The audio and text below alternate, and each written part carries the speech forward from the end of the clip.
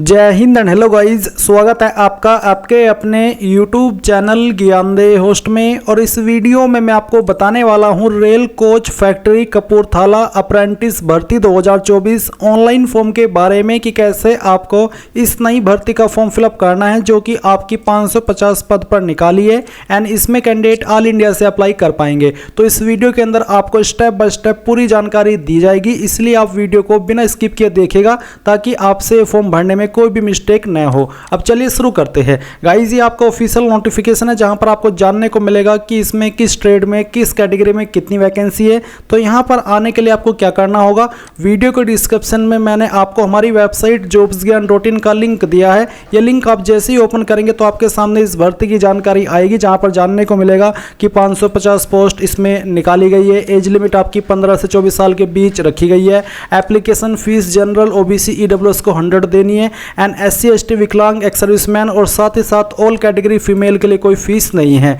Form आप यहां पर 11 मार्च 2024 से लेकर के 9 अप्रैल 2024 तक भर पाएंगे। और इसके अलावा आप यहां पर इसमें जो अप्लाई करेंगे वो आपकी जो 10th है 50% के साथ में आपने पास की हो, साथ ही आपके पास ITI हो जो कि आपने NCVT के द्वारा की हो और इनमें से किसी ट्रेड में हो जो कि यहां पर दिए गए हैं। तो आप यहां पर आइएगा और इंपॉर्टेंट लिंक के सेक्शन में आकर के ऑफिशियल नोटिफिकेशन PDF पर क्लिक करके इस नोटिफिकेशन को खुद से भी चेक कर सकते हैं जहां पर आपको सिलेक्शन के बारे में भी जानने को मिलेगा। इसमें आपका एग्जाम नहीं होगा, सिलेक्शन आपका 10th और ITI की परसेंटेज के आधार पर किया जाएगा। तो ये सब जानकारी आपने जान ली है। अब अगर आपको इसमें अप्लाई करना है तो आप कैसे करेंगे, इसके लिए गाइज आप अप्लाई ऑनलाइन लिंक ओपन करेंगे यहां से एंड देन फिर आपके सामने यहां पर कुछ ऐसा इंटरफेस आएगा। अब आप यहां पर ठीक है इसके ऊपर क्लिक कीजिए और फिर आपको रेल कोच फैक्ट्री यहां पर क्लिक करना है। नाउ गाइज आपके सामने यहां पर इंस्ट्रक्शंस आएंगे, आपको क्या करना है इसके ऊपर टिक करना है और फिर कंटिन्यू यहां पर क्लिक करना है। तो सबसे पहले आपको इसमें आपका अकाउंट बनाना होगा, रजिस्ट्रेशन करना होगा। तो इसके लिए आप यहां पर रजिस्टर के ऊपर क्लिक करेंगे और यहां से कंटिन्यू कर देंगे। कंटिन्यू करने के बाद आपको यहां पर आपका मोबाइल नंबर डालना है जो कि आप रजिस्टर करना चाहते हैं। फिर आपको आपकी ईमेल आईडी डालनी है और उस ईमेल आईडी को दोबारा डाल करके यहां पर वेरीफाई करना है एंड देन इन तीनों चीज़ों को वेरीफाई करना है क्योंकि बाद में एडिट नहीं हो पाएगा। और फिर जब आपको लगे कि तीनों चीज़ें सही है तो आप सबमिट के ऊपर क्लिक कीजिए। अब गाइज आपके नंबर के ऊपर एक OTP आया होगा, वो OTP यहां पर डालिए और वेरीफाई OTP के ऊपर क्लिक करके इसको वेरीफाई कर दीजिए। अब आपको यहां पर पासवर्ड बनाने का एक ऑप्शन मिलेगा जहां पर बोला है कि आपके पासवर्ड की लेंथ 8 से 16 कैरेक्टर के बीच में, जिसमें कि आपका एक इंग्लिश का कैपिटल लेटर, एक स्मॉल लेटर, एक स्पेशल कैरेक्टर होना चाहिए। तो मैं आपको डेमो दे करके बताता हूं। तो आपको कुछ इस तरह का पासवर्ड बनाना है जहां पर आपको इंग्लिश का कैपिटल लेटर रखना है, स्मॉल लेटर रखना है, कोई स्पेशल कैरेक्टर रखना है और साथ ही डिजिट का इस्तेमाल करना है। तो आप पासवर्ड बनाइए इस तरह का और उसको दोबारा डाल करके वेरीफाई कीजिए और इसके बाद में सबमिट के ऊपर क्लिक कर दीजिए। अब आप यहां पर देख सकते हैं कि रजिस्ट्रेशन सक्सेसफुल हो चुका है और आपको यहां पर एक एप्लीकेशन नंबर भी मिल चुका है। ये नंबर आपको नोट कर लेना है क्योंकि आपको आगे काम आएगा और साथ ही आपको ये नंबर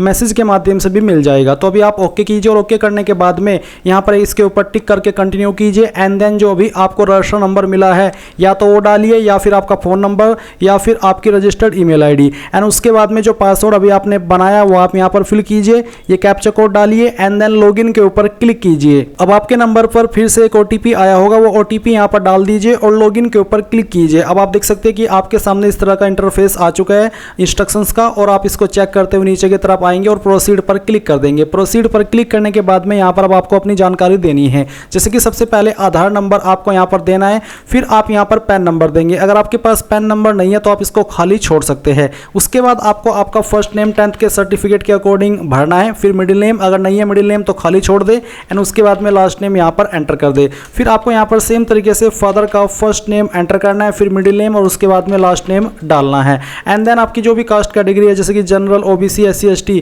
वो आप यहां पर सेलेक्ट कर लीजिए। इसके बाद में जैसे कि अगर आप OBC सेलेक्ट करते तो आपको यहां पर उसको दोबारा से हाईलाइट करके बताया है, तो जो भी है कैटेगरी वो आप सेलेक्ट कर लीजिएगा।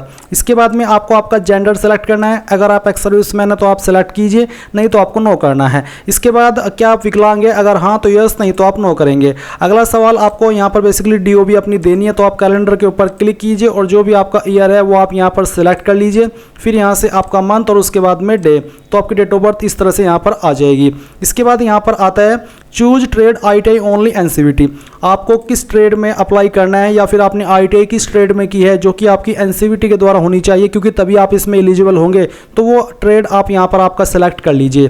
फिर यहाँ पर पूछा कि whether matric passed with science subject, क्या आपने आपकी 10वीं साइंस सब्जेक्ट के साथ में पास की है, अगर हाँ तो यस, नहीं तो आप नो करेंगे। फिर matric passed from school board situated in which state, यानी कि जो आपने आपकी 10वीं पास की है वो आपकी कौन सी स्टेट से आपने पास की है, वो स्टेट आप यहाँ पर सेलेक्ट कर लेंगे। एंड देन उसके बाद में ITI पास्ड फ्रॉम इंस्टीट्यूट, तो आपने आपकी जो ITI की है वो आपने कौन सी स्टेट से की है, वो स्टेट आपको यहाँ पर सेलेक्ट कर लेनी है। इसके बाद है आइडेंटिफिकेशन मार्क 1 और 2, ये है बेसिकली आपकी बॉडी के ऊपर जो परमानेंट निशान है उसके बारे में आपको यहाँ पर जानकारी देनी है। तो आपकी बॉडी के ऊपर जहाँ पर भी कोई परमानेंट निशान है जिससे आपकी बॉडी की पहचान हो सके वो लिख दीजिए। अगर नहीं है तो आपको यहाँ पर नो मार्क लिखना है। अगर एक मार्क है दूसरा नहीं है तो फिर आप दूसरे में नो मार्क लिख दीजिएगा। फिर पूछे कि whether ward of RCF employ, यानी कि क्या आप RCF एम्प्लॉय है, अगर हाँ तो यस, नहीं तो आप नो करेंगे। इसके बाद में आप यहाँ पर देखेंगे एम्प्लॉयमेंट एक्सचेंज डिटेल, यानी कि आपको जो रोजगार कार्यालय के अंदर रजिस्ट्रेशन होना अनिवार्य होता है उसका नंबर आपको देना है। तो आपको बताना है कि एक्सचेंज नंबर, यानी कि जो आपका एम्प्लॉयमेंट रजिस्ट्रेशन नंबर है तो आप यहाँ पर वो डालिए। फिर कौन से स्टेट के अंदर आपने रजिस्ट्रेशन कराया है या फिर करके रखा है वो आप यहाँ पर सेलेक्ट कर लीजिए।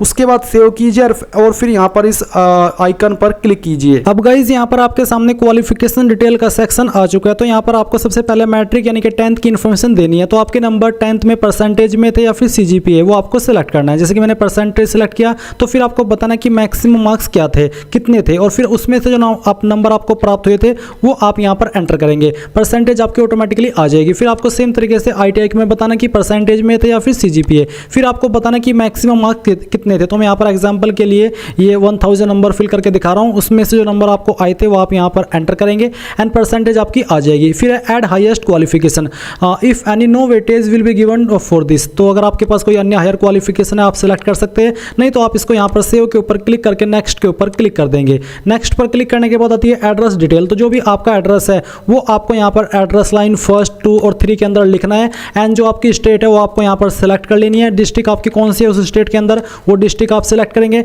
एंड जो भी आपका पिन कोड है वो आप यहाँ पर डाल देंगे। डालने के बाद आप सेव क्लिक करेंगे और फिर नेक्स्ट के ऊपर क्लिक करेंगे।